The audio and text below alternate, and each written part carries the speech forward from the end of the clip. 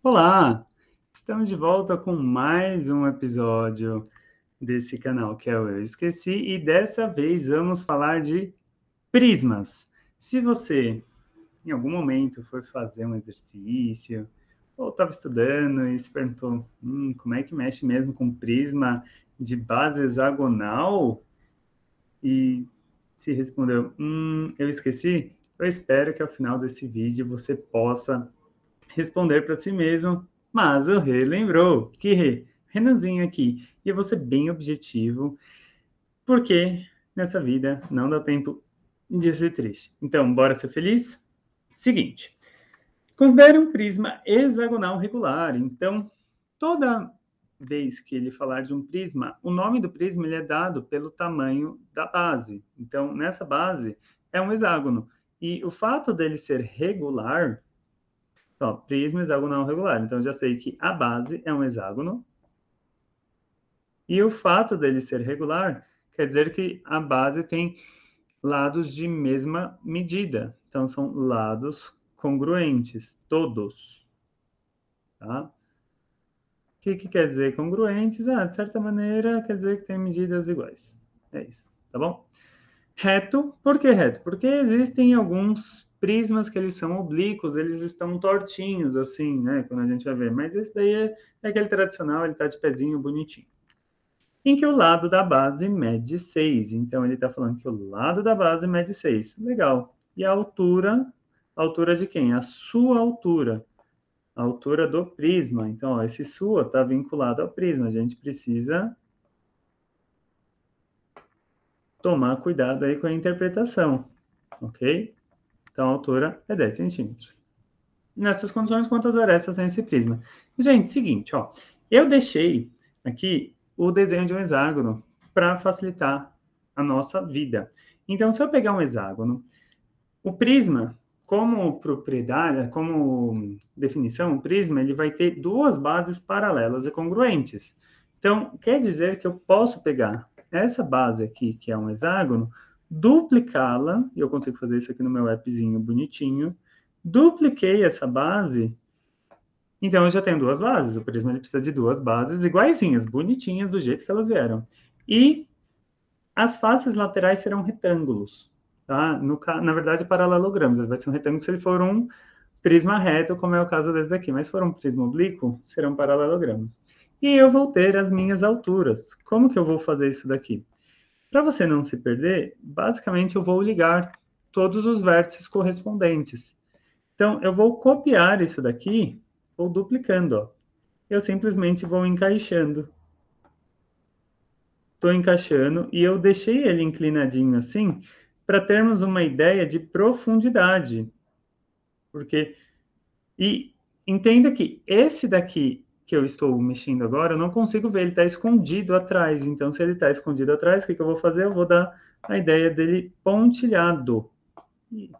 Do mesmo jeito que você já deve ter percebido que existem algumas arestas lá embaixo que eu não consigo ver. Então, o que eu vou fazer? Ó? Eu vou tirar essa base, agora que eu já sei onde é que vai ficar cada parte da altura, porque a ideia é que isso daqui está na frente, esses vértices, essas arestas, né? A aresta é o lado. Essas arestas eu consigo ver. Porém, essas outras que eu estou fazendo agora, elas estão pontilhadas e eu não consigo ver. E eu acho que esse foi o prisma hexagonal mais bonito que eu já fiz na minha vida. Tudo bem que eu tive uma ajudinha, né? Mas é isso. Agora eu consigo contar quantas arestas tem esse prisma. Bom, eu poderia simplesmente contabilizar. Então, assim, ó, aqui tem uma, duas, três, quatro, cinco, seis. E na outra base eu tenho seis também. E eu teria seis arestas para ligar, que são as arestas que estão representando as alturas aqui, né? Mas, se eu quero saber o número de arestas, então, arestas do prisma será dado sempre por 3 vezes arestas da base. Porque tem duas bases e tem que ligar essas duas bases. Então, basicamente, as arestas dos prismas será por 3 vezes 6 e arestas, né? Não tem esse A. Esse A aqui, na verdade, se eu fosse usar aresta, seria A minúsculo, tá bom, gente? Aquele A maiúsculo, ele é de área. Então, esquece aquilo. Seriam 18 arestas. Ok? Então, entenda que é só multiplicar por 3. Pensando nos vértices, é a mesma coisa. O que são os vértices? Os vértices são os pontos de encontro das arestas. Então, eu vou... Na verdade, não é a mesma coisa, tá? Vamos verificar, ó. Aqui eu tenho 1, 2, 3, 4, 5, 6. E lá embaixo eu também tenho 6, ó. 1, 2, 3, 4, 5, 6. Então é parecido, tá?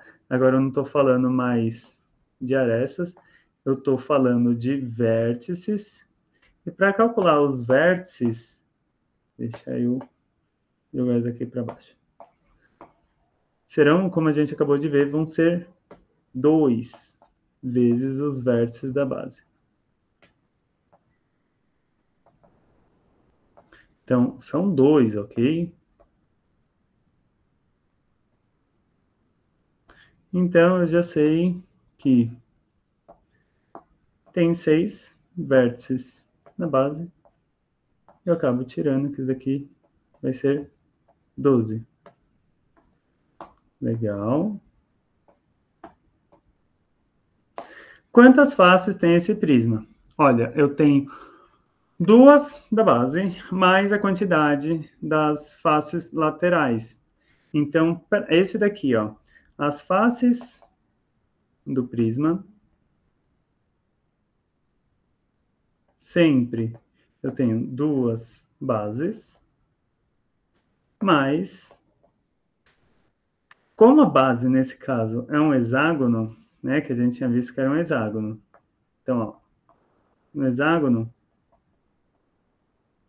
quer dizer que ele tem 6 lados. N é igual a 6. Então, aqui eu tenho que N faces laterais.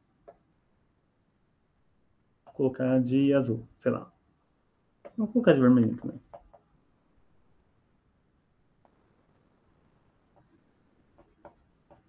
Então, nesse caso, são 2 bases. Então, ó, as faces do meu prisma.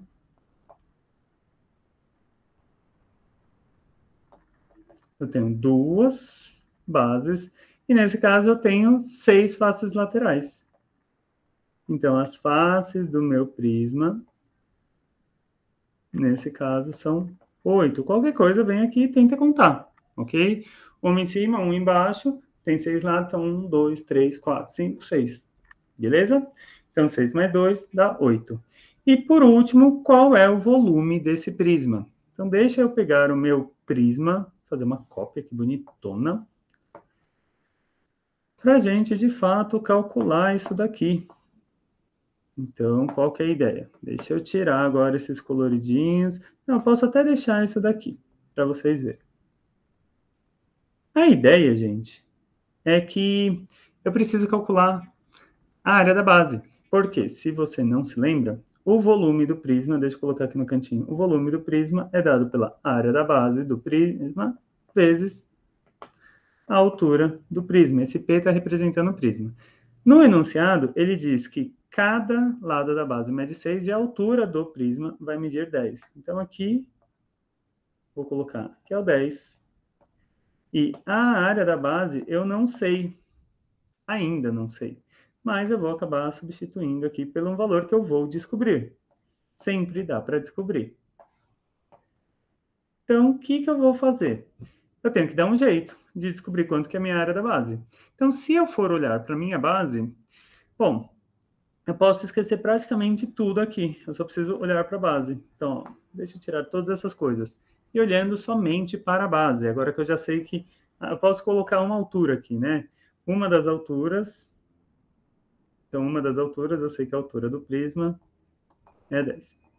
Queria muito que vocês soubessem que quando o prisma ele tem uma base hexagonal, e se esse hexágono ele for regular, você consegue decompor esse hexágono da seguinte maneira, que é isso daqui, ó. Eu consigo decompor um hexágono em 6 triângulos equiláteros, se ele for regular somente. Então, ó, a área do hexágono regular vai ser dada por 6 áreas de triângulo equilátero.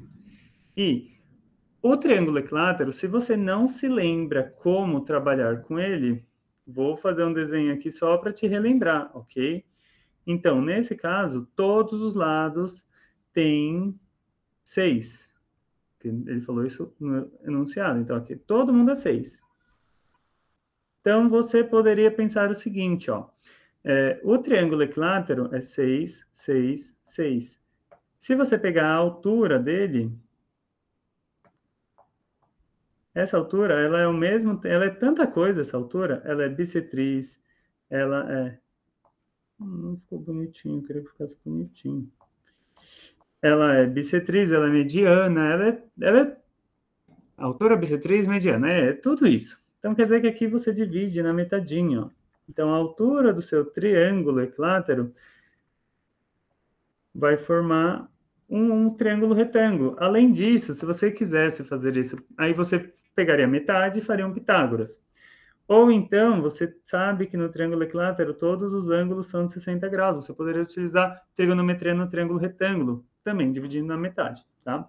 Mas eu não vou fazer nada disso. Existe uma formulinha que eu não sei se vocês já decoraram isso daqui, mas é o seguinte, ó. A área de um triângulo equilátero, você pode decorar, eu não recomendo. Eu recomendo você saber mexer bem com Pitágoras e saber mexer bem com a trigonometria. Mas você tem que a área do triângulo equilátero ela também vai ser dada pelo lado ao quadrado, raiz de 3 sobre 4. Então, isso daqui, eu venho aqui no cantinho, vou aplicar essa fórmula só para ganhar o tempo, porque o nosso foco é o prisma, não é de fato o hexágono. Então, estou mostrando maneiras de você trabalhar com isso. E se você não sabe, bom, tem vídeo no canal que eu falo de Pitágoras, tem vídeo no canal, inclusive, que eu mostro como que calcular a área de um triângulo equilátero utilizando trigonometria. Então, tem tudo isso aí para você que talvez não tenha conseguido acompanhar essa parte, tá? Mas dessa vez, eu vou simplesmente substituir o lado do meu triângulo nessa formulinha. 36 raiz de 3 sobre 4. E chego que a área do meu triângulo equilátero vai ser 9 raiz de 3. A unidade de medida do exercício é centímetros, então aqui seria centímetros quadrados. Então, a área desse triângulo equilátero vai ser 9 raiz de 3 centímetros quadrados, que eu vou substituir aqui. Então, vai ser 9 raiz de 3. Todo o restante permanece igual. E eu chego finalmente que aqui tem a área do meu hexágono regular. Vai ser 6 vezes 9, 54, raiz de 3, ainda centímetros quadrados. Deixa eu puxar isso daqui mais para baixo, só para vocês não se confundirem. Ok? E agora, o que eu vou fazer? Uma vez que eu descobri qual que é, eu estava querendo a área da base. A base, ela está sendo representada pelo hexágono. Então, eu volto aqui, né? Então, a minha base é o hexágono, que eu acabei de descobrir que é 54 raiz de 3. 54 raiz de 3. Aqui, eu só posso multiplicar o 54 com 10. Então, 54 vezes 10 dá 540. Tem o raiz de 3, mas no enunciado ele não nos deu nenhuma informação para substituir essa raiz de 3 por 1,7, então deixa desse jeito. E não se esqueçam que volume é sempre cúbicos, a unidade de medida, porque se trata de 3 dimensões. Tá? Ele não pediu também para trocar isso daí por litros, então seriam centímetros cúbicos. E esse é o resultado que eu estava procurando. Então, se você souber mexer muito bem com figuras planas, você consegue mexer muito bem também com figuras tridimensionais, ok? E eu vou chegando ao final de mais um vídeo. Se você curtiu, não curte só aqui não, curte também, clicando aí no botãozinho. E se você conseguiu aprender alguma coisa, vou adorar saber o que foi. Deixa nos comentários também se eu te gerei alguma dúvida. Vou adorar poder contribuir respondendo as suas dúvidas e te convido a assistir mais vídeos sobre esse assunto no canal. E se você estiver indo por essa recomendação que eu te dei, quando chegar no próximo vídeo, por favor, deixe lá nos comentários. Vou ficando por aqui, espero ter contribuído para vocês e deixe meu abraço. Tchau, tchau!